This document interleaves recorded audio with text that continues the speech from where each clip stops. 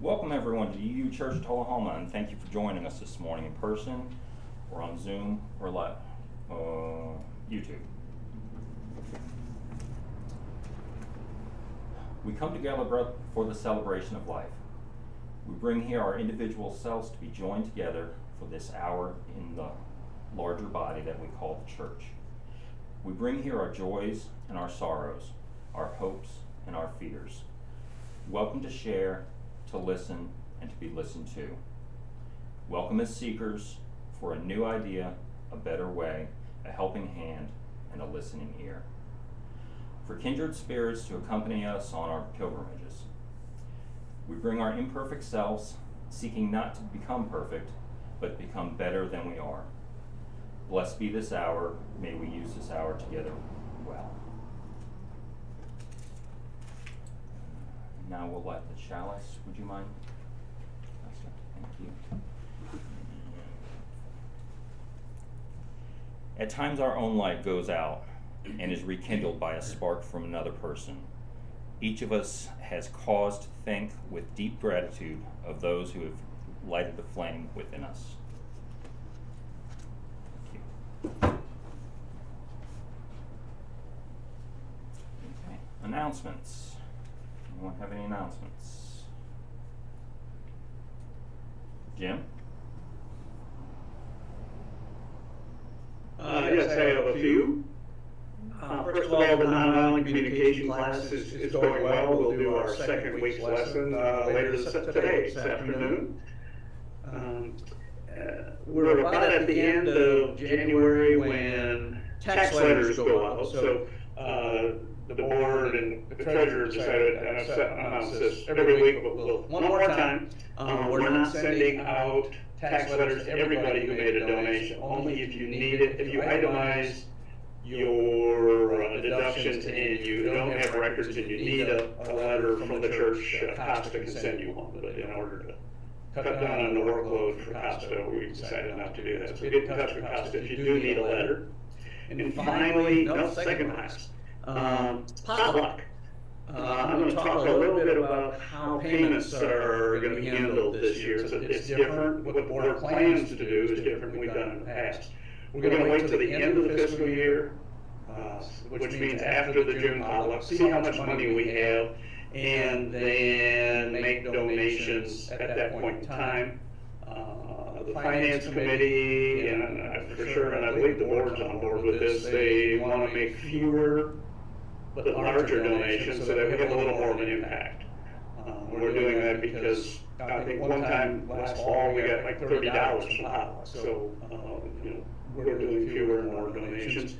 So, and the board tasked the finance committee with coming up with a list of organizations that we should give to. So the finance committee just met Friday evening, and the list that we will submit to the board is as follows. So donations you make today, and this is not locked in stone, the board can change this, but at the moment the list is going to be the Community Cares Ministry, which is the same as the Attic Outlet. The Attic Outlet's their door-front fundraiser. Good Samaritan, Haven of Hope, and Coffee County Imagination Library. So the first two provide assistance to the community for food and housing if there's a need.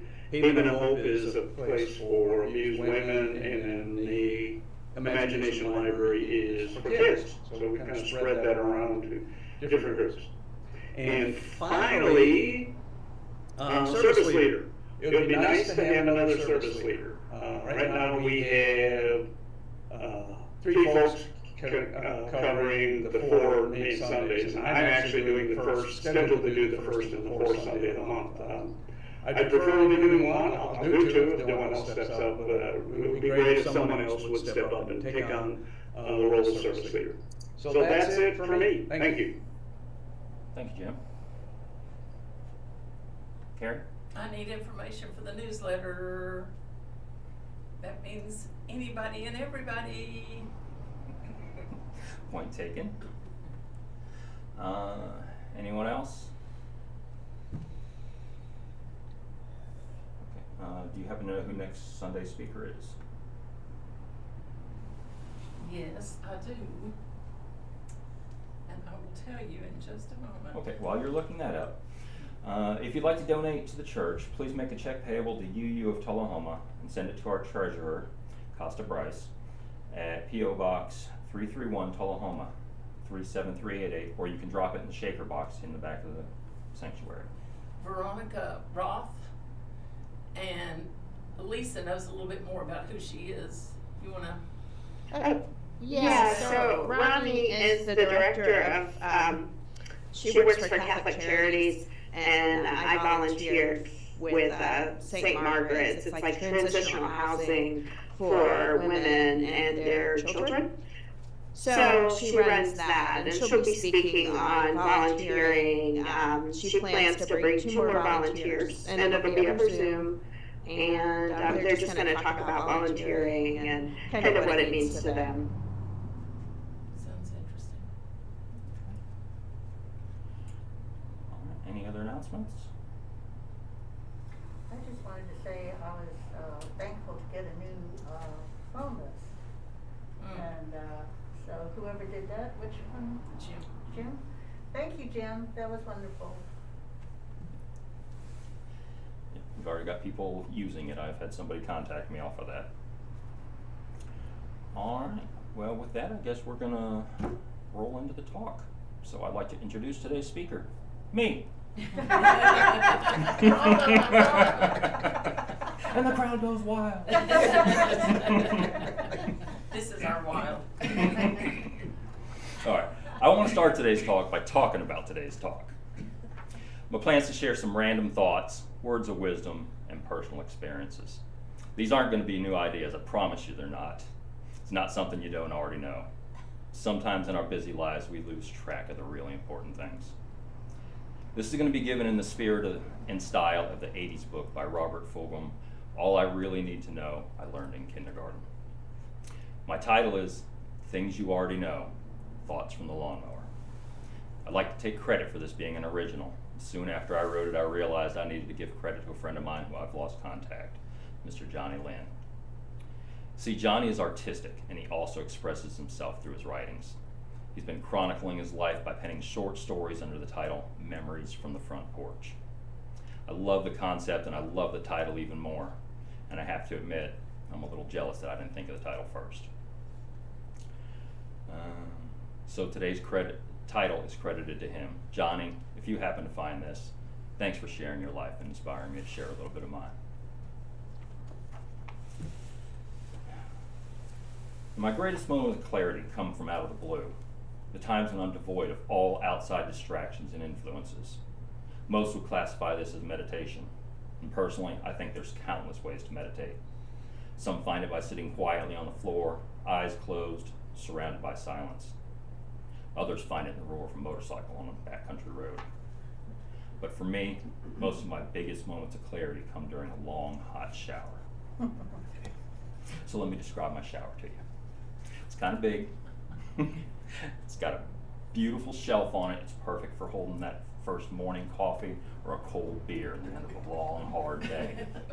It's got 3 shower heads, and even though I built it, somehow somebody's replaced that corner seat with a block of ice.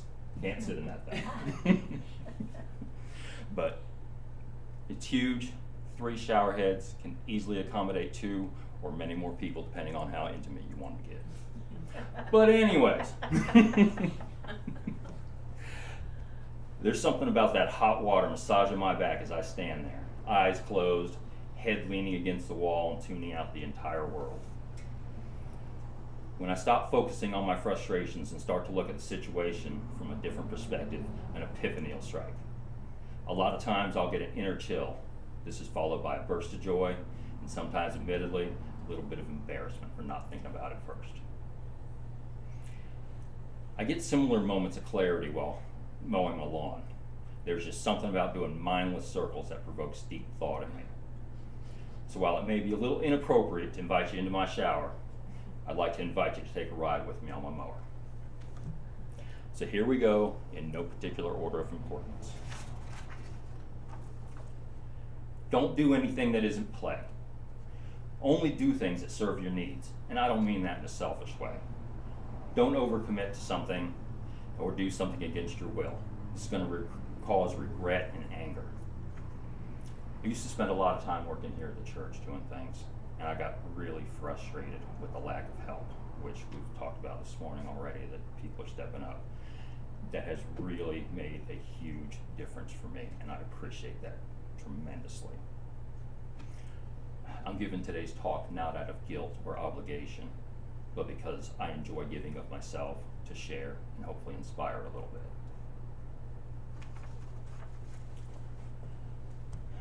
Always smile at children. It lets them know there's good in the world.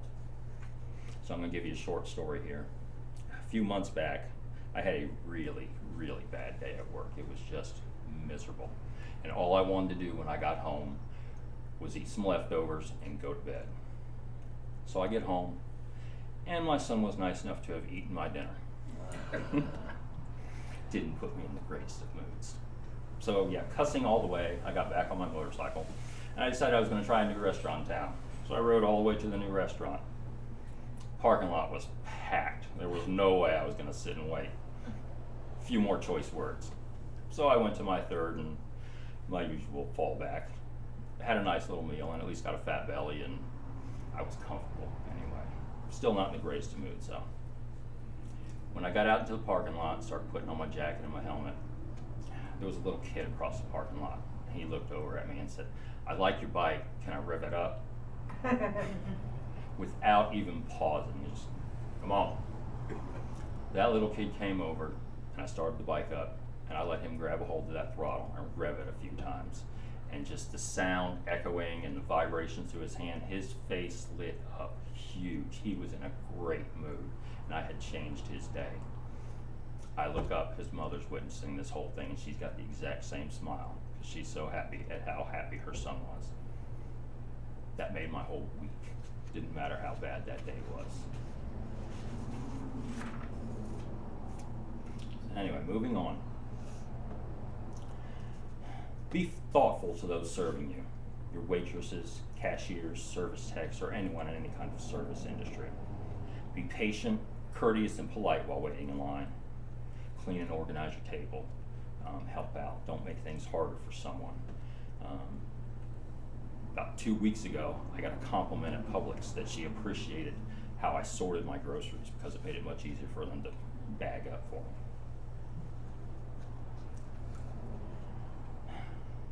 Give of yourself, your time, your labor, your money, your possessions. It's nice to make a financial donation, but it's better if you can go beyond that. Several years ago, I got to participate in a Fish with a Cop program. It's where kids go out and fish with a police officer to develop good community relations. So we took a group of about 30 middle school kids out drift fishing. And for those unfamiliar, drift fishing is when, in Florida anyway, we have a boat that's about 50, 60 feet long, load up a ton of people out there, go about a mile or two offshore, and there's like 40 or 50 fishing poles lined up. Everybody's jammed shoulder to shoulder. And you let your lines out and you drift along a fish. Yeah, Florida, we're creative with our naming things. So anyway, about 10 minutes go by, and all of a sudden I feel a slight bite on my line, and bam, fish on. I've hooked it, I reeled it in. All these kids are gathering around. They're really enjoying this experience, seeing me reel this thing in. They get it up on the deck and it's flopping around, and they love it. They had a great time. And that was really cool. I enjoyed that. And then about another 10 minutes go by. It would seem like an eternity with nothing happening, just dead silence. You can tell the kids are getting a little anxious. A few feet over, my buddy Robert, all of a sudden he tenses up, sets the hook, reels it a couple times. And then what does he do? He hands it to the kid next to him and lets him reel it in. Robert gave of himself, and he gave it to this kid. It lit this kid's day up, and he probably still remembers it. I know I do, because I was standing there with my jaw on the deck thinking, "You are such an idiot. Why didn't you do that?" But Robert's gift to me was teaching me that it is more important to share.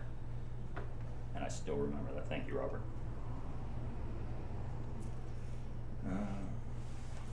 Care about the earth and environment. Use your resources wisely. Hold on. Turn off your lights, your water faucets, all the little things. Don't sit with your car idling. Don't pollute or drop trash carelessly. And don't waste food. Reduce, reuse, and recycle.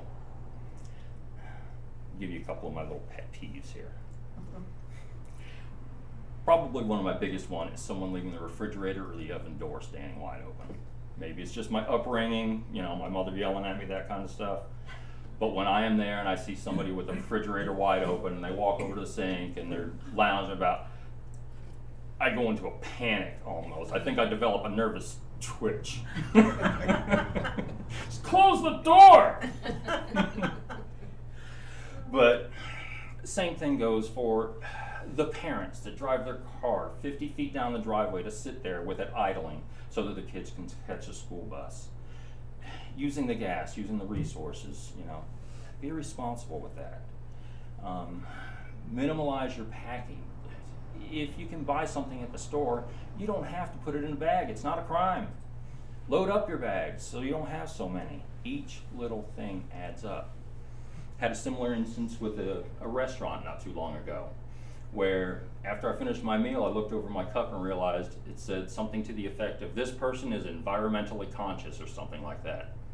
And then I looked at everything they gave me to eat this one small meal.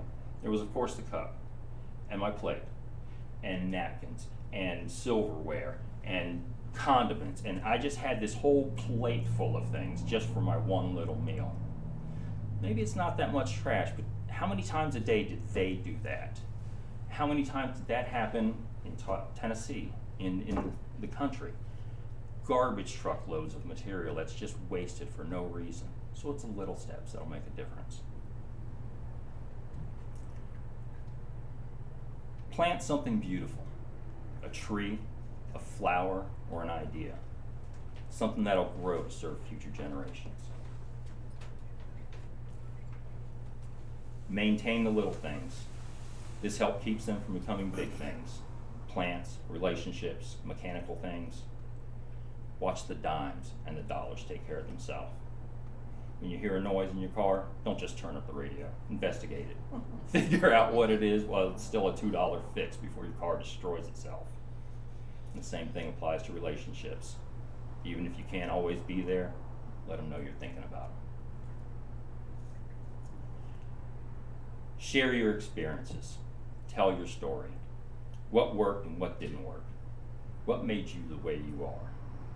What helped you grow towards being the person you want to be. And conversely, listen to the story of others. It's a gift. They're sharing their soul with you. Learn from history. When you know better, do better. Be better. Don't keep repeating bad practices. Stop and reflect on yourself. Take a sincere, deep dive into your life. Is what you're doing bringing you closer to your goals? Are you being the person you want to be? And take time for yourself. Stop doing. Just be in the moment. Notice the little items of wonder that are usually overlooked. A flower growing in the crack of a sidewalk, the intricacies of a spider web, or the happiness in someone's face when they're singing along to the radio at a red light and don't even know or care that you're watching. Just embrace their joy. Take a risk. Thrill seek. Do something that gets your heart racing. Ride that roller coaster. Buy that stock. Lean in for that first kiss. Some say nothing ventured is nothing gained. I say nothing ventured makes for a pretty boring story.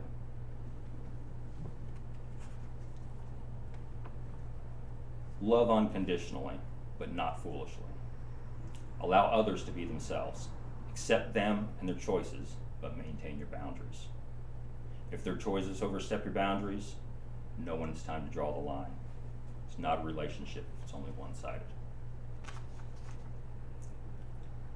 Find your happiness. What makes you fulfilled and satisfied? What doesn't? Stop doing things that aren't working. It's that simple. And stand up for others. Be there when needed. There's strength in numbers. Remember that the little guy matters. lend a hand to those who cannot return the favor. So, a while back, there were these guys hanging out in the bar, getting pretty drunk and rowdy. And they were starting to talk about things and got on the subject of government and how it was not serving their needs, and they felt that they were being taken advantage of. And they got more drunk, more rowdy, and as time went on, more of the crowd started joining their conversation. Everybody got pretty upset. They decided to write a nasty letter to the editor. So they wrote that letter. And then they got dressed up in these ridiculous costumes and went down to the boat docks and threw the king's favorite breakfast drink in the water. Doesn't sound like much today, but in hindsight, that's the equivalent of Will Smith slapping Chris Rock. That was a big slap in the face. Hey, we mean something. A few days have gone on, and here we are, because a few people stood up and did something. Play, laugh, smile, and have fun. Find a way to enjoy yourself and make others smile. Several years back when my kids were young, they never went to the grocery store with us, but they'd always come like it was Halloween to see our Christmas or our Halloween treasures when we started unloading groceries all over the counter. But, you know, of course they'd never help. They're just standing there like little hyenas looking for the first thing they can grab and eat. So, as we unload everything, I had bought this cake, and this thing was just great looking. And I got it there on the counter, and I opened it up, and we're all just staring at it, circling at it like a pride of lions, and just, we all want a piece of this cake. So, what would have been the right thing to do was grab a knife and some plates and serve everybody up. I wasn't waiting. I just snatched up a whole handful of cake and shoved it in my face, just a huge mess everywhere. The kids looked panicked. They were scared. You know, eyes got really big. What is he doing? 2 seconds later, they're doing the same thing, and we had a great time.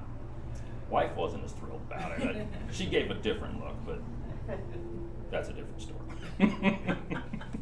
That's a memory that I think back on fondly.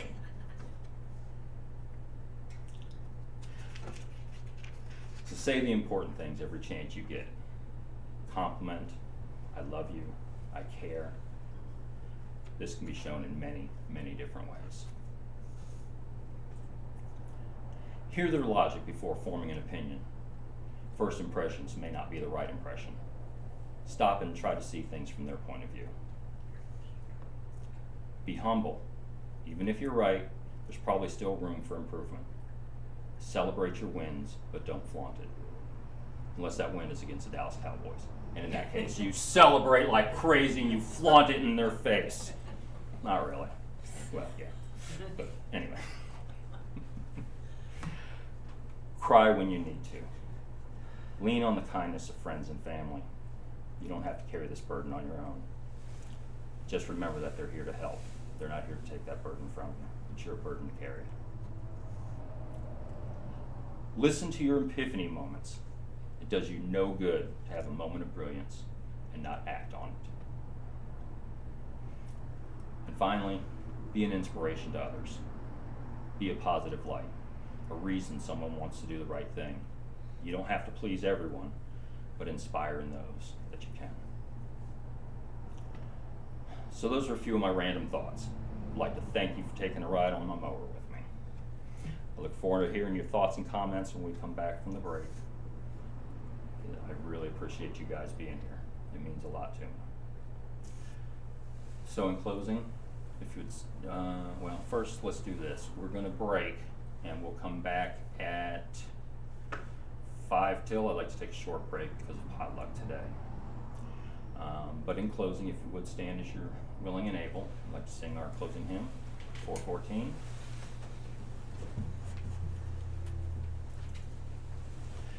As we leave this friendly place, love give light to every face. May the kindness which we learn light our hearts till we return. Thank you, folks. Go forth and do great things. So we can